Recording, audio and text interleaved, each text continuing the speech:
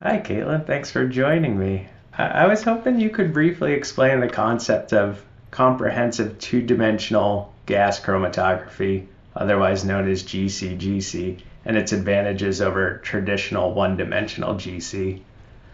Yeah, absolutely. My group specializes in the use of this technique known as comprehensive two-dimensional gas chromatography, and we generally abbreviate that to the phrase GCGC. Comprehensive two-dimensional gas chromatography system is very similar to what most people know about one-dimensional gas chromatography. So basically, in 1D GC, you inject your sample, the inlet is hot, and it vaporizes whatever you've injected if it's not vaporized already. Then your sample moves through a column that's coated with a stationary phase.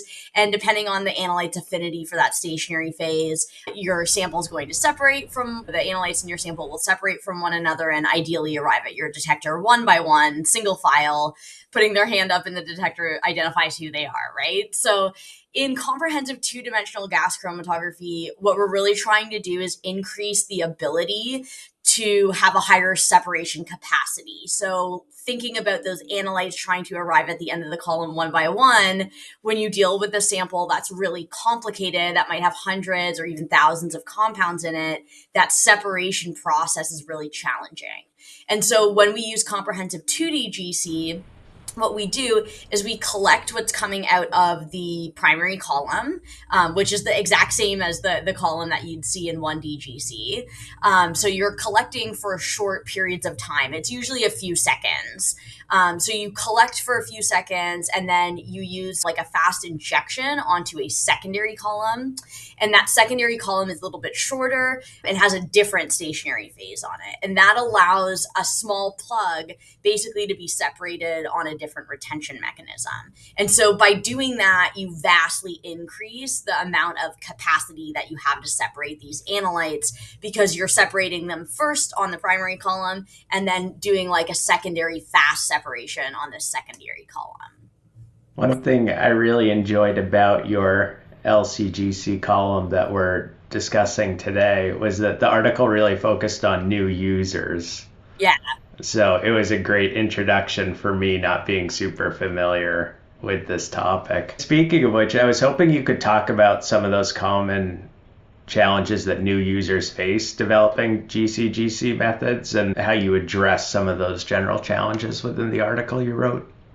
Yeah, of course. When GCGC was initially being developed, of course, there's a bunch of people studying this new technology.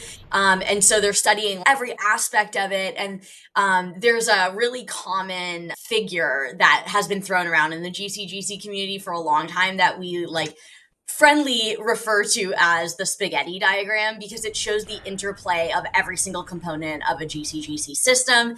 And, you know, if you increase this, then these other things decrease or increase or whatever.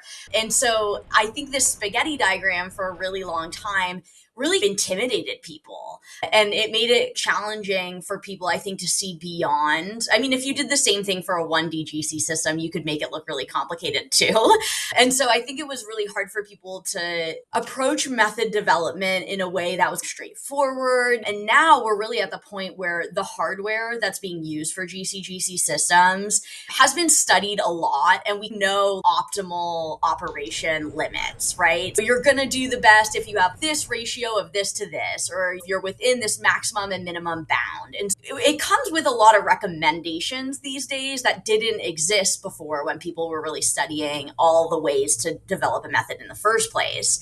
I think what we were really trying to do with this article is show people that there is a very logical way to work through how you do your method development, right? If you have a new sample and you've never run it on a GCGC system before, what are the logical steps for you to take with hopefully, I would say, like the minimum amount of decision making possible, right? Like we want kind of the data to really speak for itself and for users to not have to introduce too much subjectivity in their method development. And so that's really what we were trying to do with this article was present really an approachable way for people to recognize that a lot of this has been figured out and you can be guided through it in a pretty easy way if you're first getting started. That makes sense. I just realized that I should probably choose my wording a little bit better, and that saying LCGC column in reference to an article might not be the best phrasing, but we can get into columns in a moment. But speaking of the workflow, I was hoping you could talk about some of the key steps involved in that decision-making process and why they are important to a new user who's considering this for the first time. Yeah, absolutely. One of the things I try to repeatedly tell people who are getting into GCGC for the first time is that if you have a good one-dimensional separation to start with, you're going to already be leaps and bounds ahead of the game. So there really are only two additional hardware components: your modulator, which is doing this trapping and releasing process after the primary column, and this secondary column. That's only two extra things that you have to add into your system, right? Everything else is for the most part the same. So really what our workflow focuses on is if you can establish your first dimension separation in the very beginning, then really you're just testing these extra components that you're adding on. So we always recommend, especially if a range of analytes that you're maybe not necessarily targeting, especially a lot of the analyses we do are non-targeted, where we're looking for everything that's in the sample. But in general, right, if you're analyzing a fragrance sample versus a explosive sample, you have a general idea of the classes of compounds that you're going to be running into. So we usually say take like a list of compounds that you think you're expecting on your upper and lower range and a few compounds in the middle, and put them into a chromatogram modeler. So ResTech has this really great modeling system where you can just put compounds in and you can play with parameters and build these kind of theoretical chromatograms. It's a great tool, and I think it's really underutilized in the work that people do in GC. So our first step is put these compounds in, see what it looks like, and that doesn't require running anything, right? And then you can try and replicate that on your system and see if it looks relatively similar. And this will give you a really good idea of where you think things are going to coalute or overlap with one another, because that's really where you want to focus your separation power. Right? I think people get into this idea of they need to optimize and re-optimize and get like the absolute most out of their method. But when we're gaining so much with all this peak capacity space that we're getting, I think you can really focus your efforts just on the most challenging parts of your separation. So first is get your 1D GC figured out. Use a modeler if you need to, run a sample, have a look at it.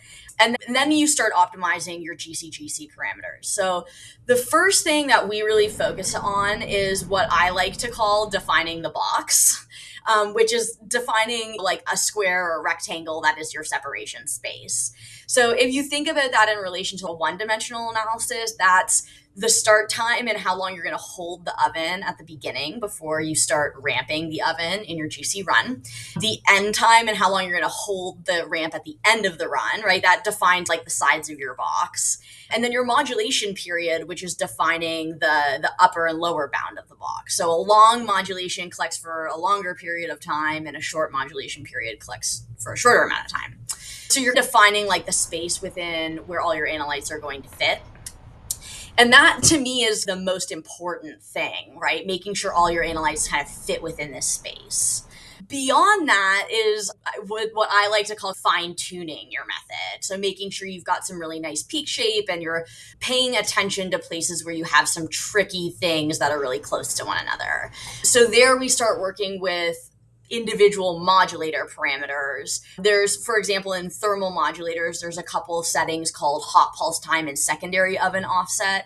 And that can just maximize what you're getting out of that second dimension separation. And then in the article, we talk through the fact like we ran everything without doing that and then did all these, it's really only 3 steps, and run the sample again. And you can see the two things side by side and see the drastic improvement in peak shape, resolution between your peaks. And that's the idea, is let's like simplify this into just the things that matter the most, I think, in method development.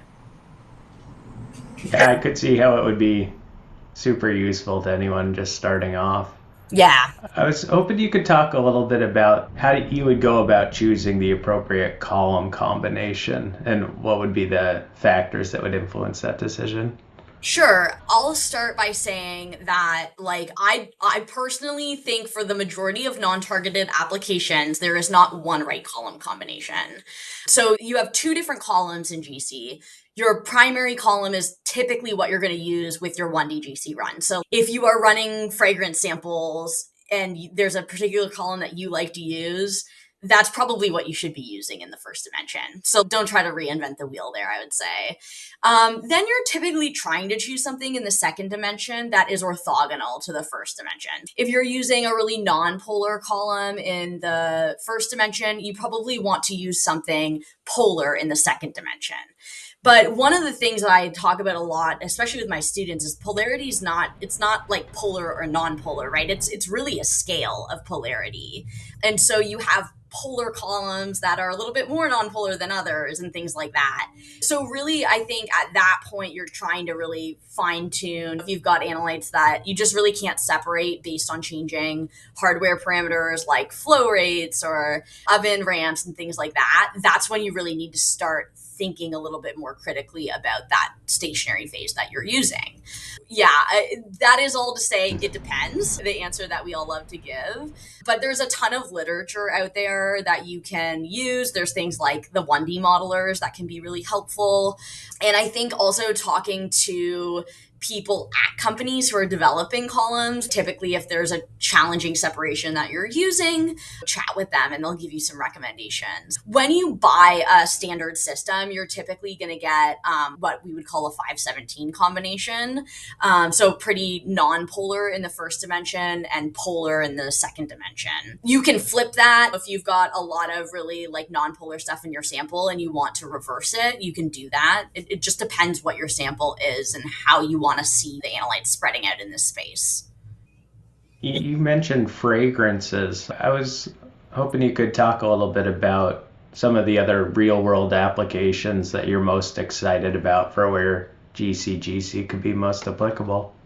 Yeah, this technique is gaining a lot of momentum in a lot of different fields right now. My research group predominantly focuses on forensic and food applications. So, right now, we're analyzing things like fingerprint residue, organic gunshot residue. We also look a little bit at how tissues decompose over time. And then we're also doing some stuff with beer and kombucha and a lot of things that ferment.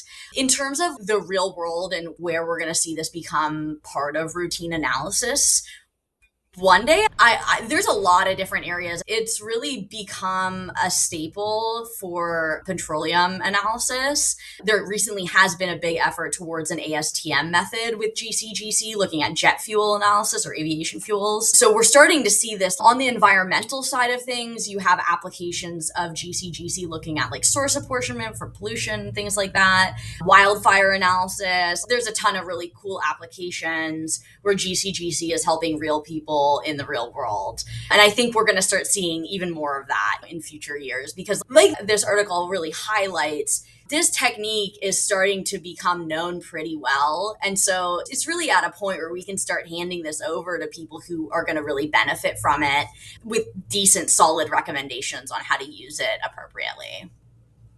That's great. One thing I wanted to bring up was that I saw you last week at PitCon, and I believe you were there partially because you received an award. Do you want to talk about that a little bit? Sure. This year at PitCon, I received the LCGC Emerging Leader Award, which was a really great honor and a really special conference for me to be part of the LCGC Awards. I received my award alongside Chris Pohl, who received the Lifetime Achievement Award in Chromatography from LCGC International. And hearing his stories, he's got like hundreds of patents out there, and it's really amazing to see like the body of work from some of these more experienced chromatographers. But yeah, it was really great. I was able to give an award address really highlighting the work of my students in the past year. So I recently changed institutions to William and Mary, where I have a predominantly undergraduate research group. We do have a small master's program, but the majority of my researchers are undergraduates. And for them, they're just getting involved in separation science for the first time. They may never even have heard of separation science before. So being able to highlight their hard work as part of my talk was really nice for me and really highlights their accomplishments. That's great to hear.